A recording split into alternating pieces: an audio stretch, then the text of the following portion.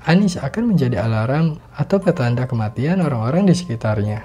Saat Ani membuka mata, semua suara yang berasal dari ruang dapur itu sekejap menghilang.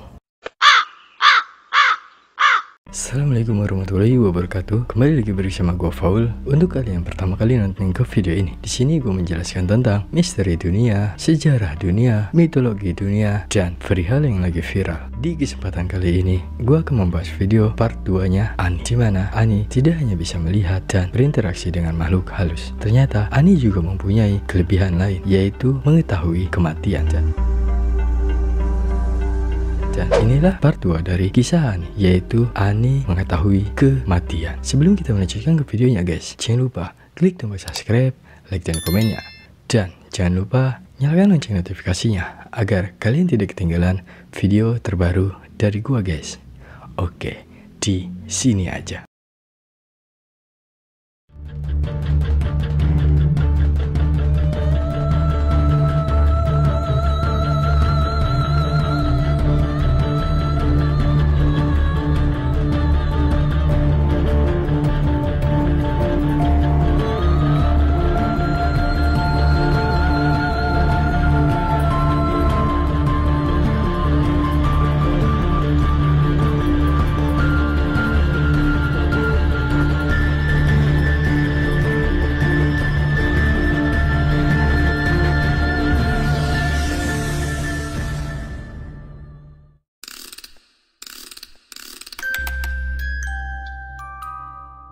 Cerita gadis kecil, teman bermain Ani, kebiasaan walking sleep yang dibarengi dengan mimpi aneh, dan lainnya ternyata menjadi rangkaian kisah horor di hidupnya Ani.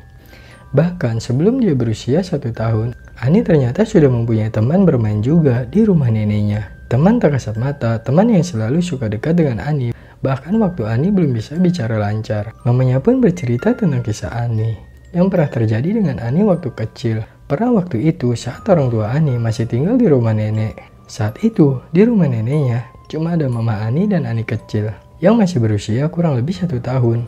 Karena mama Ani yang mau mencuci baju, jadi Ani diletakkan di ruang tengah. Bukannya menangis, Ani malah senang bermain sendiri dengan mainannya. Bahkan Ani bermain sambil ketawa dan seperti mengobrol dengan seseorang. Setelah pekerjaannya selesai, mama Ani lalu mendengarkan percakapan Ani yang masih bicara cadel dengan seseorang. Karena mama Ani tahu di rumah tidak ada siapa-siapa, jadi mamanya segera ke ruang tengah untuk memastikan siapa yang sedang bersama Ani. Namun saat dilihat tidak ada siapa-siapa, hanya Ani sendirinya yang masih asik bermain. Kejadian seperti ini sering berulang dan membuat mama Ani merasa ketakutan dengan kondisi anaknya. Lalu Ani dibawa ke rumah Pak Kiai di dekat rumah neneknya. Memang ada penunggu di rumah yang mengikuti Ani, mengajak Ani main. Pantas saja, Ani seperti asik bermain bersama seseorang, padahal dia sendirian. Dia senang dengan Ani dan akan menempel terus kemanapun Ani pergi. Setelah itu, Ani seperti diberi pengaman gaib, agar tidak ada lagi yang mengganggu Ani. Walaupun teman gaib, Ani tersebut tidak mengganggu, tapi orang tua Ani yang gusar dengan kondisi anaknya. Sayangnya, beberapa tahun kemudian, Pak Kiai tersebut meninggal. Kemungkinan besar, pagar gaib di tubuh Ani langsung hilang dan Ani kembali berinteraksi dengan teman gaibnya. Di rumah neneknya tersebut, usut punya usut, ternyata kelebihan yang dimiliki Ani ini berasal dari papahnya. Dulu sebelum papanya menikah dengan mama Ani, papanya mendalami ilmu gaib. Dulu memang sering orang di daerah tersebut mendalami ilmu gaib. Tapi untuk kasus papanya Ani, saya nggak terlalu nanya ilmu tersebut digunakan buat apa. Ani dan kisah horor di sekolah. Ini cerita waktu Ani masih duduk di bangku SMP, masih di kawasan Kabupaten Banyuasin, Sumsel. Waktu itu Ani datang ke sekolah kepagian, mungkin masih pukul 6 pagi. Karena hari itu ada tugas dan Ani belum mengerjakannya. Jadi Ani ingin mencontek PR temannya. Saat ingin memasuki kelasnya yang berada di lantai 2, Ani mendengar ada suara gaduh di kelasnya. Ani mengira di dalam kelasnya sudah ramai teman-temannya. Dia pun kegirangan masuk ke dalam kelas dan meminjam buku PR temannya. Ternyata saat dia ke dalam kelas, tidak ada satupun temannya. Bahkan kursi masih tampak rapi dan tidak ada satu tas pun yang ada di atas kursi dan meja kelasnya. Ani merasa bingung dengan asal suara tadi dan kondisi kelasnya sekarang. Lalu Ani meletakkan tasnya di mejanya dan duduk sembari menunggu teman-temannya yang lain. Sekitar 15 menit kemudian, satu persatu temannya datang dan masuk ke kelasnya. Memasuki jam pelajaran kedua, tubuh Ani mendadak lemas. Dia merasa tidak enak badan dan suhu tubuhnya pun tinggi. Karena masih jam pelajaran, Ani tidak mau melewatkan mata pelajaran kesukaannya ini, yaitu biologi. Walau dengan tubuh yang sudah tidak fit, Ani masih bertahan hingga pelajaran habis dan lonceng bel istirahat pun berbunyi. Teng, teng, teng, lonceng istirahat pun berbunyi. Ani meminta tolong ke Shirley, teman sebangkunya, untuk mengantarnya ke ruang unit kesehatan sekolah UKS. Lokasi UKS berada di pojok sekolah, bersebelahan dengan ruangan, seni musik, dan gudang. Saat mengantar Ani, Shirley lupa membawa minyak kayu putih yang masih berada di dalam tasnya. Lalu Ani menunggu di tangga sekolah.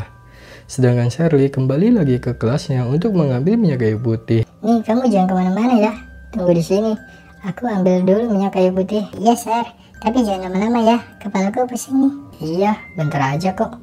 Kamu tunggu di sini saja. Jangan ke UKS dulu, nanti kamu pingsan lagi. Oke. 5 menit kemudian Shirley datang menjemput Ani. Tanpa banyak bicara, Shirley langsung mengantar Ani ke ruang UKS. Ani pun tidak mengajak Shirley berbicara, karena badannya sudah lemas dan kepalanya pusing. Ani lalu berbaring di kasur ruang UKS dan langsung memejamkan matanya. Dia melihat sekilas Shirley keluar ruang UKS. Tapi Ani tidak menggubrisnya sama sekali, karena kepala Ani sudah sangat berat dan dia ingin tidur. 10 menit kemudian, Shirley datang kembali, masuk ke ruang UKS. Dari wajahnya, Shirley terlihat kesal dengan Ani. Ani, kamu ini dibilangin aja lah. Ah, Shirley ada apa? Kenapa? Kan tadi sudah aku bilang, kamu tunggu aku dulu, baru nanti aku anterin kamu ke ruang UKS. Masih kamu? Kan tadi kamu yang anterin aku ke ruang UKS ini. Kamu ngaco deh, waktu aku ke kelas mau ambil minyak kayu putih, tiba-tiba teman-teman bilang kalau PR kita itu dikumpulkan. Jadi aku ambil bukuku dulu sama buku kamu di tas kamu. Tapi ada beberapa jawaban yang salah. Jadi aku perbaiki, lalu aku kumpulkan. Shirley, waktu aku menyusul kamu di tangga, kamunya nggak ada. Jadi tadi kamu ke ruang UKS diantarin siapa? Atau kamu jalan sendirian? Jangan bilang kalau kamu jalan sendirian. Nanti kalau kamu pingsan di tengah jalan gimana? Duh, Shirley. Tadi jelas-jelas kamu yang datang lagi ke aku dan antar aku ke ruangan ini. Terus kamu langsung pergi keluar. Lah, tiba-tiba kamu datang lagi sambil ngomel-ngomel gini. Gimana sih kamu ini? Aku serius, Ani. Aku ini baru dari kelas dan langsung nyari kamu. Ternyata ada di ruang UKS. Terus siapa dong tadi? Ya sudahlah, kamu ini kayaknya berhalusinasi kalau lagi sakit gini. Ani pun merasa ketakutan. Dan dia menghubungi orang tuanya untuk menjemputnya di sekolah. Lalu Ani izin pulang sekolah lebih cepat karena kondisinya memang sudah tidak fit. Ani ingin menghindari kejadian aneh seperti di sekolah tadi. Tapi ternyata kejadian aneh terjadi di rumahnya. Di rumah neneknya, suara berisik itu. Setelah Ani diantar pulang lebih awal dari sekolah karena demam dan tidak enak badan, Papa Ani langsung mengantarnya ke rumah sang nenek. Setelah sampai di rumah nenek, Ani langsung cuci muka, ganti pakaian, dan langsung beristirahat di kamarnya. Dia memilih tidur setelah meminum obat warung yang dibeli papahnya. Baru 1 jam tertidur. Dia terbangun karena dikagetkan dengan suara berisik dari arah ruang tamu. Saat itu baru pukul jam 12 siang. Dan suara gaduh itu sangat mengganggu waktu istirahat Ani. Ani langsung menggerutu dan bertanya di dalam hati. Siapa yang siang bolong ini membuat kegaduhan? Pasti ini udah Jaka sama teman-temannya. Ani pun langsung berdiri dari kasur dan berjalan ke arah pintu kamar. Walau jalannya agak sempoyongan karena sehabis bangun tidur dan kepalanya masih pusing. Tapi Ani nekat ke ruang tamu. Setelah dia keluar kamarnya, suara gaduh itu pun menghilang. Namun Ani tidak percaya begitu saja. Dia ingin memastikan siapa yang sedang berada di ruang tamu. Apakah Jaka dan teman-temannya bersembunyi saat Ani keluar kamar? Sehingga tidak terdengar lagi suaranya. Ataukah suara ayah yang lagi-lagi bertengkar dengan ibunya?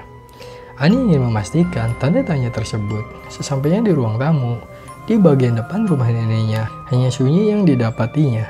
Tak ada siapapun yang berada di ruang tamu itu selain dirinya sendiri. Ani masih menuduh Jaka sebagai biang keroknya. Karena setelah ditunggu berpuluh menit, batang hidung Jaka tak nongol juga. Ani akhirnya membuka pintu depan untuk memastikan bahwa Jaka tidak bersembunyi di teras rumah. Tapi tak ada siapapun. Lalu datang neneknya dari luar rumah dengan membawa kantong kresek belanjaan dari warung. Neneknya bingung melihat Ani sudah berada di ruang tamu sendirian, seperti orang linglung. Loh, kenapa kamu keluar kamar nih? Katanya sakit. Istirahat sana di kamar.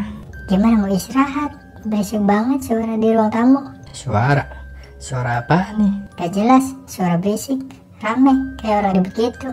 Terus bunyi kursi dan meja yang digeser-geser. Siapa sih tadi yang main di sini nek? Pasti Jaka lagi nih, yang ngajak teman-temannya main di dalam rumah. Udah dibilangin main di teras aja, masih aja bandel. Nih, adekmu kan lagi sekolah. Jam segini belum pulang sekolah kan? Masa kamu lupa? Ani pun langsung teringat kalau setiap hari adiknya mengikuti les tambahan di sekolahnya dan tidak mungkin pulang jam 12 siang. Dari setengah jam yang lalu, nenek keluar rumah, ke warung, dan di rumah gak ada siapa-siapa.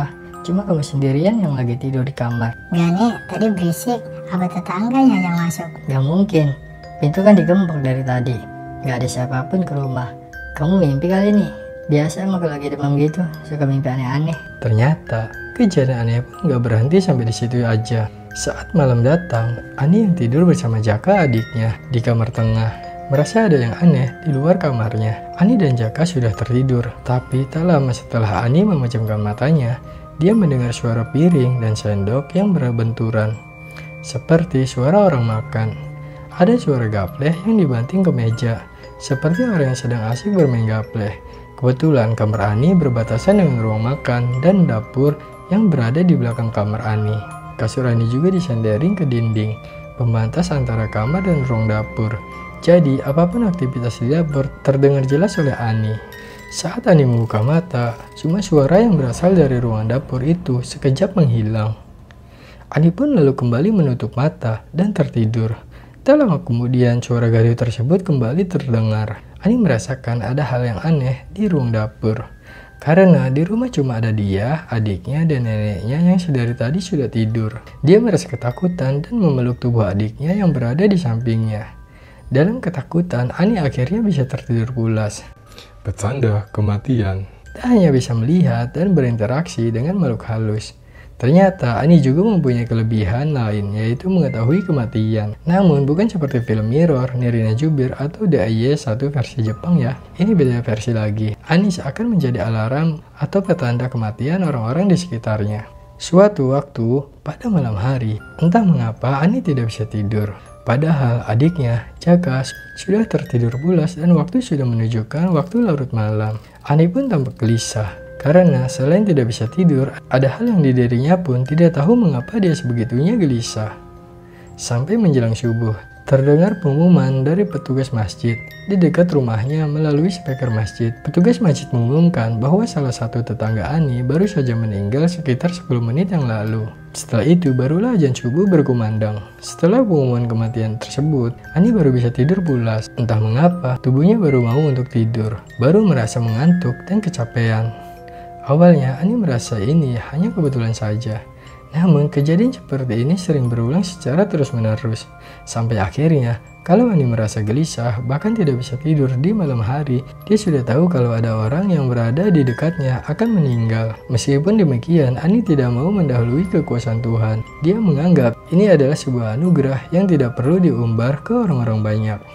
Namun keluarga sudah tahu tentang kelebihan Ani. Ada yang percaya, ada juga yang menganggap itu hanya sebuah kebetulan.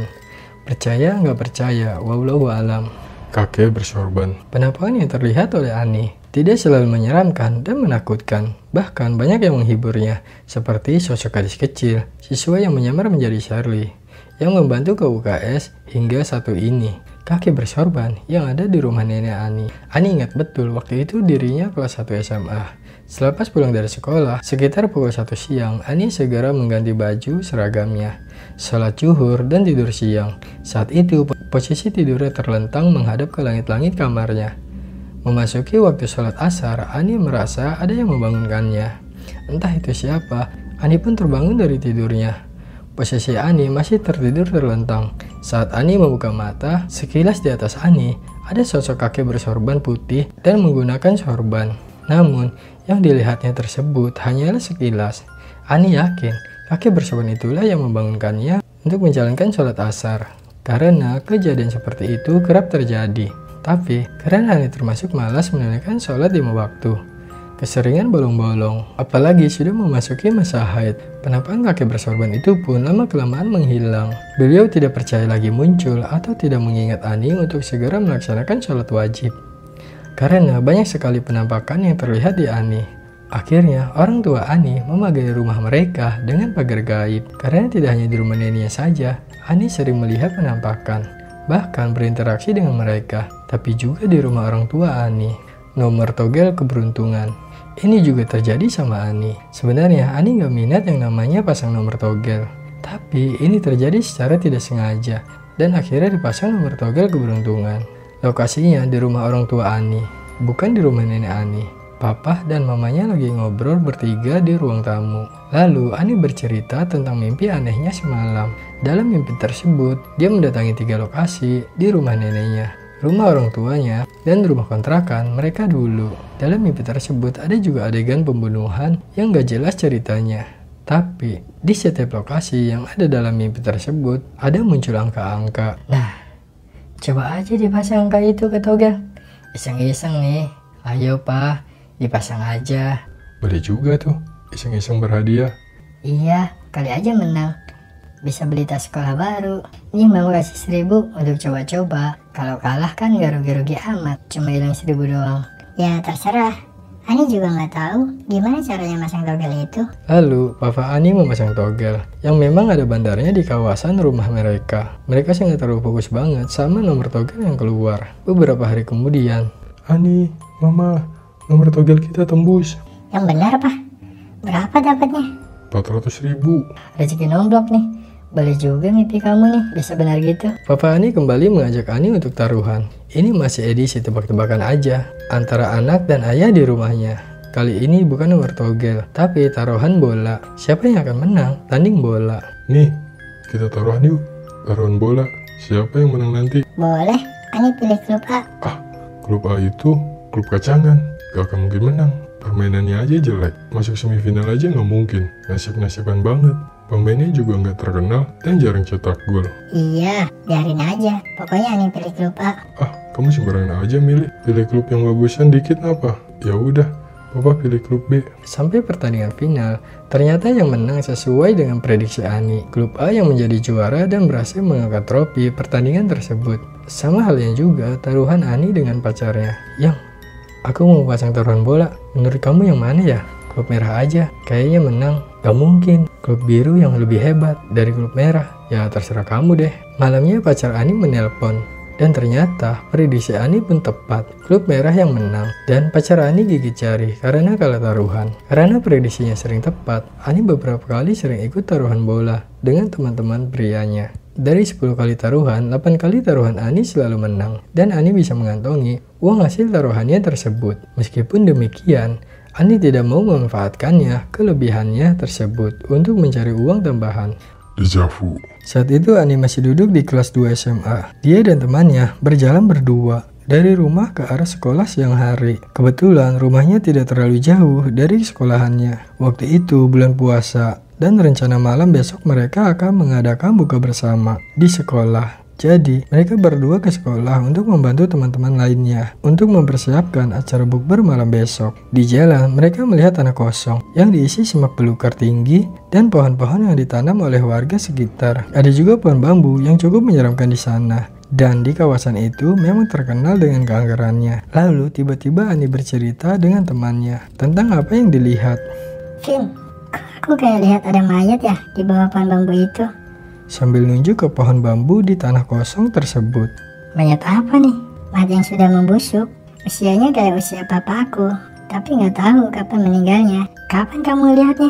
Itu nggak ada apa-apa. Vina ngelihat pohon bambu dari kejauhan. Nggak tahu ya, kayak ada sekelebat terlihat aja dalam pikiran aku.